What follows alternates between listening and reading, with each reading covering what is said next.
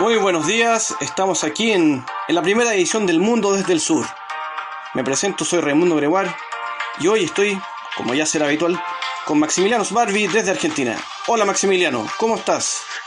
Hola Raimundo, ¿qué tal? Muy contento en este primer programa del Mundo desde el Sur y de tenerte como colega y amigo en esta emisión.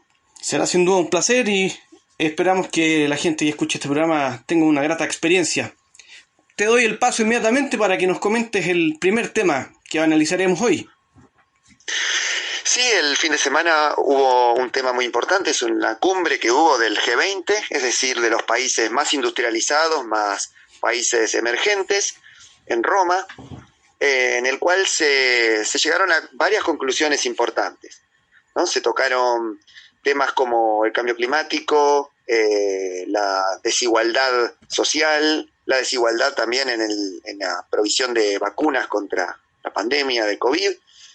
Y bueno, una de las primeras medidas que tomaron los principales mandatarios en esta cumbre fue crear un impuesto para las empresas multinacionales del 15%, en el cual las empresas que están basadas en otros países no llegan a tener esa cuota, por ejemplo, en un paraíso fiscal o en un país donde cobran menores impuestos. Esta propuesta también fue hecha por el presidente de Estados Unidos, Joe Biden, y es importante porque el 28% de las 2.000 empresas multinacionales más importantes del mundo se encuentran en Estados Unidos. Entonces es un gesto político importante. Con respecto a las vacunas, bueno, existe una enorme desigualdad, ya que los países del G20 han recibido el 70% de la población recibió por lo menos una dosis, mientras que en los países más pobres solo el 3% de la población recibió una dosis de las vacunas contra el COVID. Por lo tanto, es importante que esta propuesta que han hecho de vacunar al 70% de la población mundial para mediados del año que viene. Esperemos que se cumpla. Y otro tema importante fue el presidente argentino, Alberto Fernández, que tiene un gran obstáculo con respecto al FMI, dado que el gobierno anterior de Mauricio Macri tomó 50.000 millones de dólares de préstamo del FMI, logró que el G20 se pusiera de acuerdo en eliminar las sobrecargas, que son sobretasas que pagan los países por haber recibido un préstamo que supera el porcentaje de participación en el FMI. Eso le va a dar un alivio, en caso de que el FMI lo acepte, le va a dar un alivio de $1.000 millones anuales a la deuda argentina. Eso es lo importante en esta pulseada política que tiene Alberto Fernández con el FMI, y tuvo el apoyo del resto de los países del G20. Es importante porque Estados Unidos es el mayor accionista del FMI. Por lo tanto, tiene una gran influencia política y es probable que el directorio del FMI lo acepte. Todavía no se sabe, pero el gesto del G20 de apoyar al gobierno argentino en este caso es importante, ¿no? Y eso sería una novedad. Uno muchas veces escucha que hay también un tema a veces ideológico detrás de esto. ¿Crees que eso es tan así o no tanto? Sí, en realidad es una novedad porque la pandemia puso en evidencia de que los países emergentes o los menos desarrollados del mundo son los que peor la pasaron económicamente, son los que más les va a costar recuperarse del impacto económico que dejó la pandemia, y también no solamente en el tema de la desigualdad de las vacunas, sino también en la desigualdad social y económica que existe entre el norte y el sur, de los países desarrollados y subdesarrollados. Por lo tanto, es un gesto importante, que hay que ver si el FMI lo acepta todavía. Pero el acuerdo de Estados Unidos es fundamental para esto.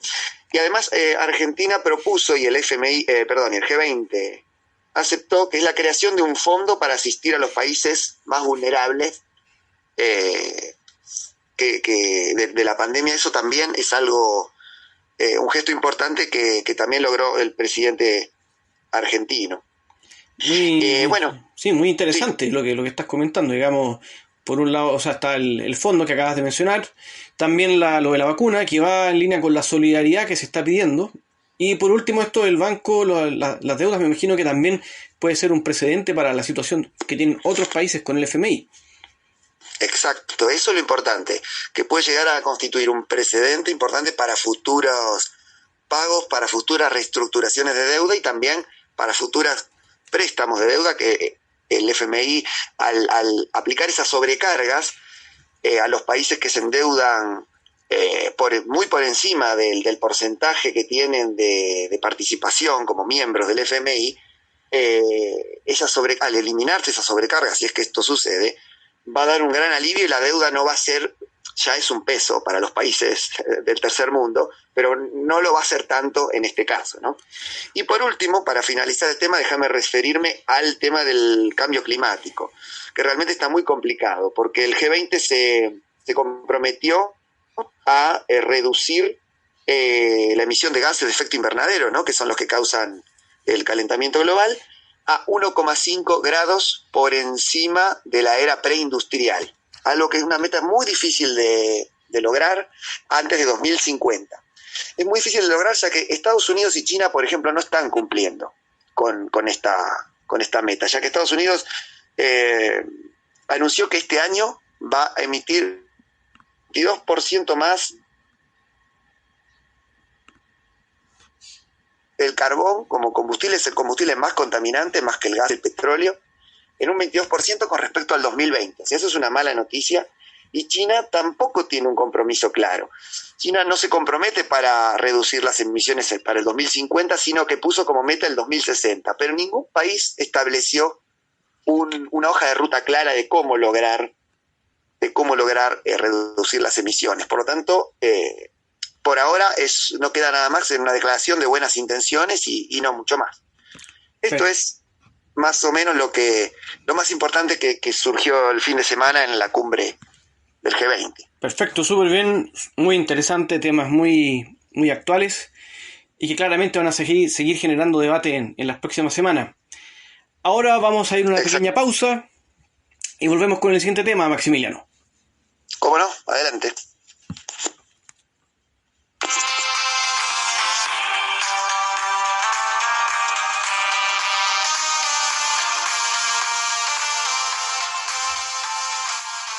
Bueno, Raimundo, seguimos en el mundo desde el sur.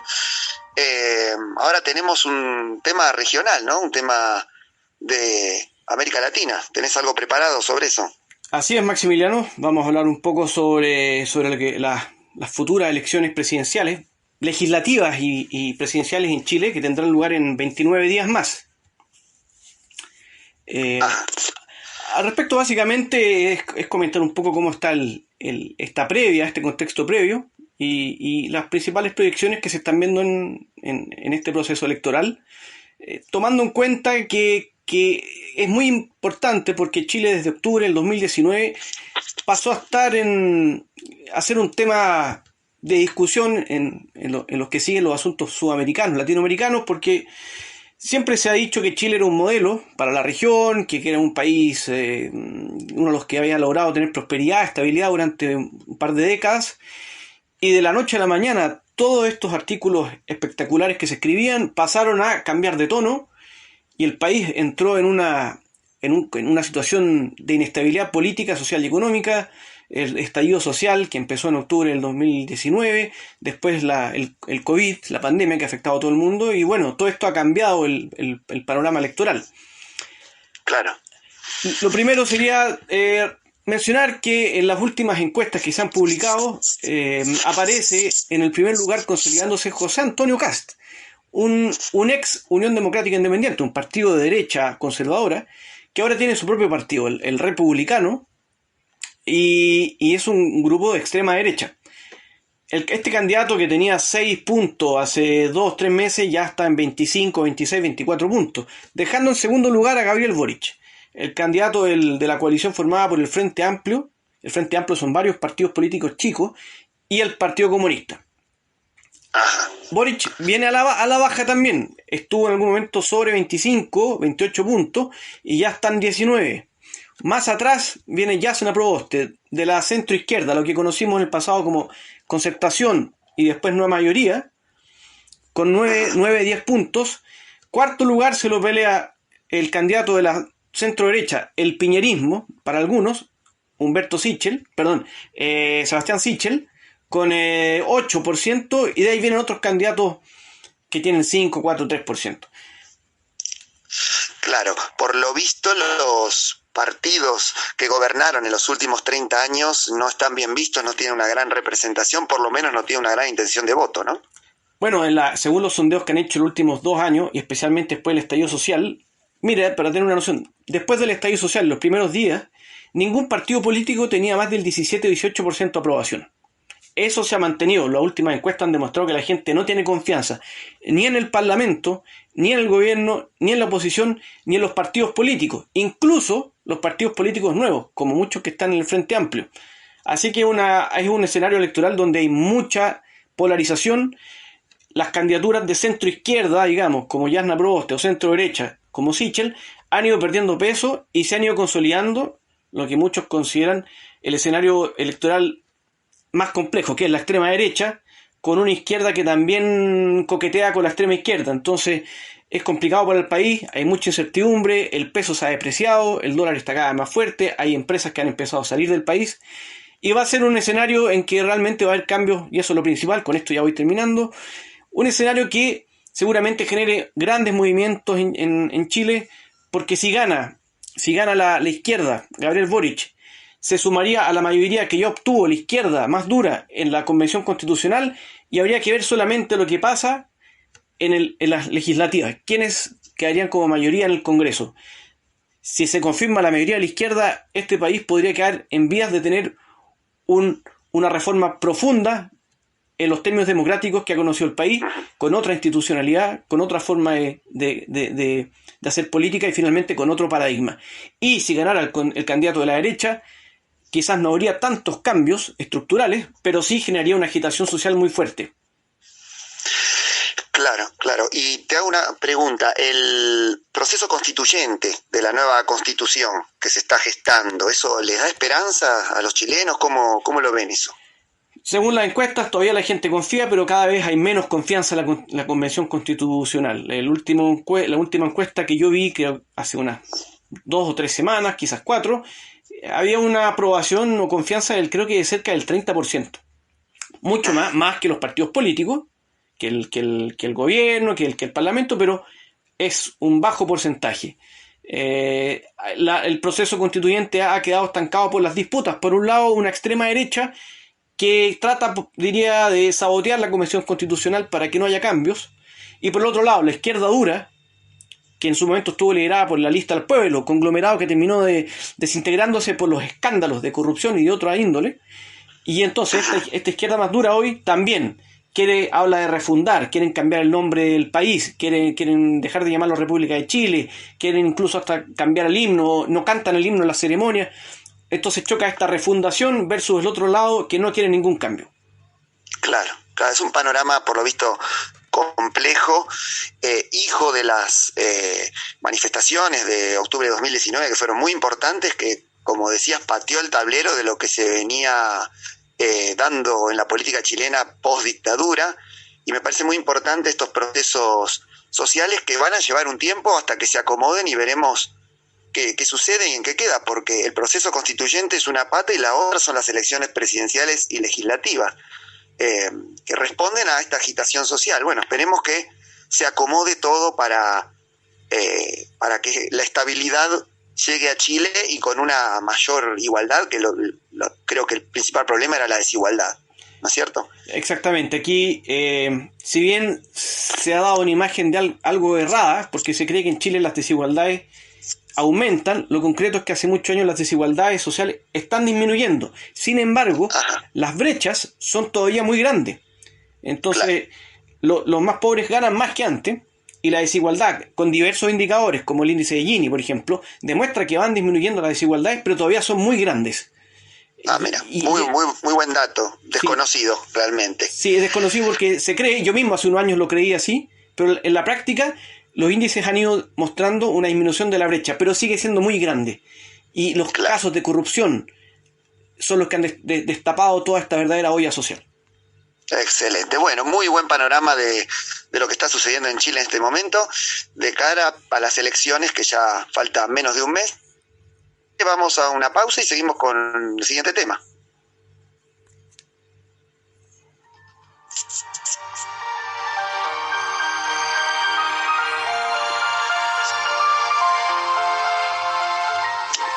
Estamos de vuelta nuevamente.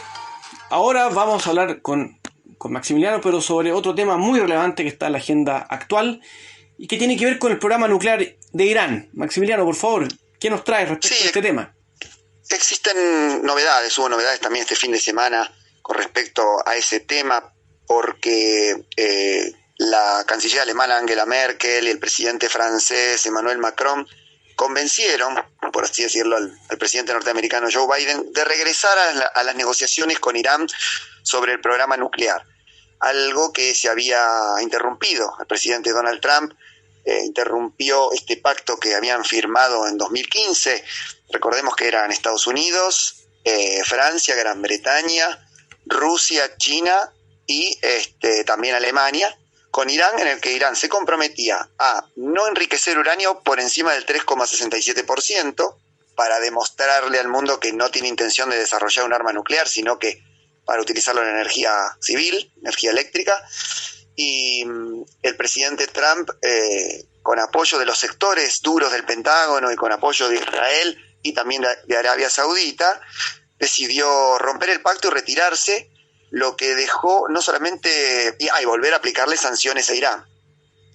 Lo que esto produjo es que Europa, que venía aumentando las inversiones en Irán entre 2015, que se firmó el pacto, y 2018, que Donald Trump se retira, las triplicó. El comercio con Irán lo triplicó Europa. Europa tiene inversiones en varias materias, no solamente en hidrocarburos, sino también en alimentos, en el sector aeronáutico, el sector financiero. La economía iraní es bastante diversa, entonces Europa ha aprovechado eso para lograr introducir inversiones en el país persa. Podemos ver también entonces, sí, perdona que te interrumpa, dime. Pero desde esa perspectiva podemos ver que la decisión de Europa no fue meramente por el tema nuclear, sino que también había intereses comerciales. Claro, exactamente. Para Europa era una mala noticia que Donald Trump se retirara del pacto. Y Joe Biden no se quería reincorporar tan inmediatamente. Joe Biden hace varios meses que está en la presidencia y no se quiso reincorporar, siguiendo un poco la línea de Trump. Y Irán, lo que sucedió en Irán es que manifestó, a Irán le conviene reincorporarse al pacto porque se le levantarían las sanciones y podría vender su gas y petróleo a más compañías, llegar a más países, también exportar sus materias primas, los alimentos que exporta, pero tampoco para el sector interno de Irán no le convenía directamente regresar inmediatamente, sino mostrarse un poco más duro en las negociaciones. Entonces el nuevo presidente que asumió ahora en agosto, que se llama Ebrahim Raisi, condicionó a regresar a los acuerdos con Estados Unidos, siempre y cuando se le levanten las sanciones. Entonces, por un lado tenemos a Joe Biden, que acepta volver a las negociaciones con Irán, y por otro lado tenemos a el presidente de Irán, que acepta volver siempre y cuando le levanten de nuevo las sanciones, que no deberían existir porque Irán no violó el pacto.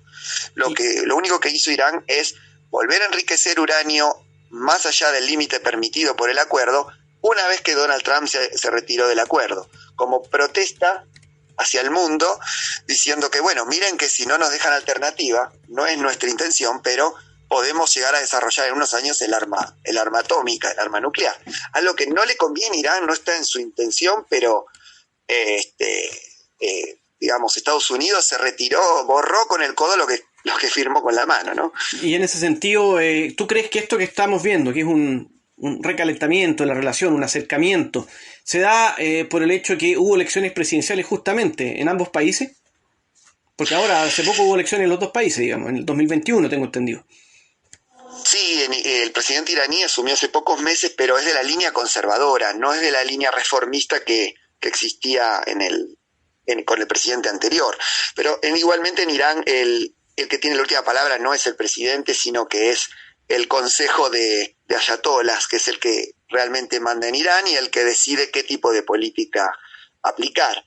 De todas maneras, mientras Estados Unidos no estaba en el pacto, Irán tenía un gran apoyo de China, ya que el año pasado anunció inversiones millonarias, multimillonarias, por 25 años en Irán, y ahora, el mes pasado, Rusia y China incorporaron a Irán al grupo de Shanghái, que es un grupo de países asiáticos, en los cuales no solamente se comercia, hay intercambios económicos, comerciales, sino también es un grupo geopolítico muy importante que le abre la puerta a Irán a otros mercados asiáticos como Pakistán, como India, que es un mercado muy grande, y por supuesto también a Rusia y China. Así que esas son las novedades que ha habido con respecto al programa nuclear iraní y las negociaciones que aparentemente están por volver, y eso traería un poco más de paz a la región y de prosperidad a Irán, que está bastante bloqueado, sobre todo, principalmente por Estados Unidos, al retirarse del pacto nuclear. Perfecto, todo muy claro. Ha sido una conversación muy interesante. La presentación del tema ha sido muy buena y queda muy claro lo que está ocurriendo en Irán. Y ya, bueno, vamos a realizar la última pausa del programa de hoy. Y a la vuelta analizaremos el último tema del día.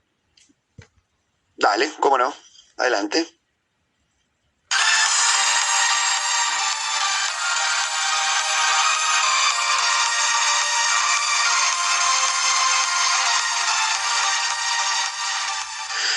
Bien, Raimundo, estamos en el último bloque, ¿no?, del primer programa del Mundo desde el Sur. Y contanos, tenés un tema relacionado con el Magreb, el norte de África, donde sos especialista. A ver, contanos qué tema tenés. Efectivamente, vamos a hablar sobre un hecho que acaba de ocurrir ahora el 31 de octubre, aunque ya se venía confirmando unos días antes. Es el cierre del gasoducto Magreb-Europa, que va desde Argelia, pasa por Marruecos y llega a España, por el cual se transportaba el gas que Argelia le vendía a España.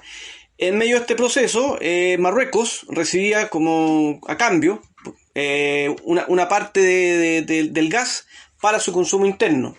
Era un precio conveniente y además era uno de los pocos proyectos interesantes de integración en el Magreb, porque a pesar que Argelia y Marruecos han tenido un historial ya en más de 4 décadas de disputa diplomática, este gasoducto seguía funcionando, lo cual era algo muy positivo para la región, pero no solo el Magreb, sino que finalmente para el Mediterráneo y para la península ibérica, porque este gas finalmente llegaba a España y también Portugal. Ajá. ¿A Francia llegaba también o solamente España y Portugal? No, el paso es directo hacia España por medio de Tarifa. ¿Qué pasó? Que en los últimos meses, desde que llegó, en realidad hace más de un año, cuando llegó al poder Abdelmajid Tebboune en Argelia, el nuevo presidente, la relación con Marruecos y Argelia básicamente mantuvo la misma estructura en los últimos años, pero se ha visto que el presidente Tebboune ha tenido una política un poquito más agresiva, más confrontacional, y eso ha significado que Marruecos y Argelia han empezado a tener choques diplomáticos. Fueron diversos choques diplomáticos, y al final, después de idas y vueltas, de comentarios, lo que algunos dicen que fue la gota que rebalsó el vaso fue la visita hace unos meses atrás del primer ministro de Israel, que fue a Marruecos, y ahí mencionó que le preocupaba la injerencia que estaba teniendo Argelia en la región. Entonces Argelia respondió y dijo que Marruecos estaba permitiendo que una potencia militar hegemónica empezara a darle órdenes a un país árabe desde otro país árabe. Palabras textuales. Claro, porque Marruecos fue uno de los países que normalizó el año pasado relaciones con Israel, uno de los países árabes. Exactamente. Los 4. Exactamente. Y en medio de esto también se produjo, hubo incendios devastadores en el norte de Argelia, especialmente en una región conocida como Kabilia, y Argelia acusó al Rayad, que es una asociación islamista argelina, y al Movimiento para la Autodeterminación de Kabilia de estar detrás de esto. Pero no solo eso, también dijo que Marruecos estaba detrás de esto, aunque no tenía ninguna prueba. Claro, ¿y qué hay de cierto ¿Qué es Nada, cierto en eso? nada. Este año hubo incendios en todos los países de la cuenca del Mediterráneo, en todos. Portugal, España, Italia, Francia, Chipre, Grecia, Turquía, qué sé yo, Egipto, Túnez, Marruecos mismo. No, fue una acusación al vuelo, la verdad. Y en medio de esto, un representante de Marruecos, el representante de Marruecos ante la ONU, hizo unas declaraciones también muy fuera de tiesto, que complicaron a la diplomacia marroquí, y entonces finalmente este contexto terminó en qué?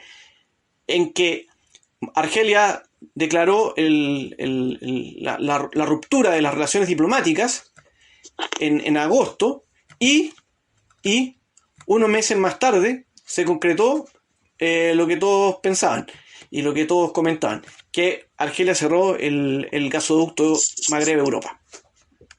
Claro, con esto queda España y Portugal ya sin el gas No, argelino y otra alternativa. exactamente, eso es lo interesante y por eso Argelia hace esto, porque Argelia tiene otro gasoducto, el Medgas, que va directo de España de Argelia hasta España. La diferencia es que el gasoducto de Medgas tiene menor capacidad de transporte de gas que el Magreb Europa. Claro. Que tenía, no recuerdo bien, pero creo que eran 10.000, a ver, voy a revisar acá, bueno, después lo voy a ver, pero lo concreto es que tiene menor capacidad de transporte, pero la están ampliando, entonces de aquí a fines de año va a tener más, claro. Va a haber una diferencia todavía, pero Argelia tiene asegurado digamos, mandarle gas a España por medio de este gasoducto, y eso lo deja en un mejor pie que Marruecos, que a Marruecos no es que le afecte tanto, ¿ya? Pero igual va a afectar dos centrales energéticas que operan en el norte. Para el consumo interno no afecta. ¿Ya? Aquí estoy ya, me recordé. El Magreb Europa tiene una capacidad de 13.000 millones de metros cúbicos por año. Medgas solo 8.000 millones. Y va a llegar a 10.000 millones. Muy poco. Claro. Era una decisión. Claro, y esto. ¿Sí?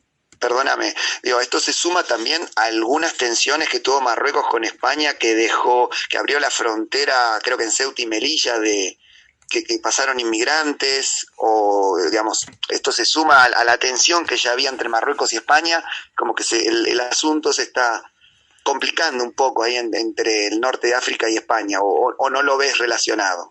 Está todo, digamos, conectado, porque efectivamente hace unos meses atrás España permitió el ingreso de Brahim Ghali, el máximo representante del Polisario, permitió el ingreso de Ghali a España, pero lo hizo en forma clandestina, con pasaporte, claro, bajo otro nombre. Bajo otro nombre, usó 4 nombres diferentes, pasaportes falsos, y la inteligencia... Recordemos que el Polisario es la guerrilla que opera en el Sahara Occidental, que Marruecos considera territorio suyo y que está apoyado militarmente por Argelia. Claro, el Polisario cuenta con el apoyo militar de Argelia y, como tú mencionas, claro, opera al este del muro que hay en el Sáhara Occidental, cuyo 80% de este territorio es controlado por Marruecos, y el 20% restante está al otro lado de un muro. Y entonces, bueno, esto obviamente molestó a Marruecos porque fue a espaldas suyas, lo hizo además en forma clandestina, generó un impasse diplomático entre ambos países.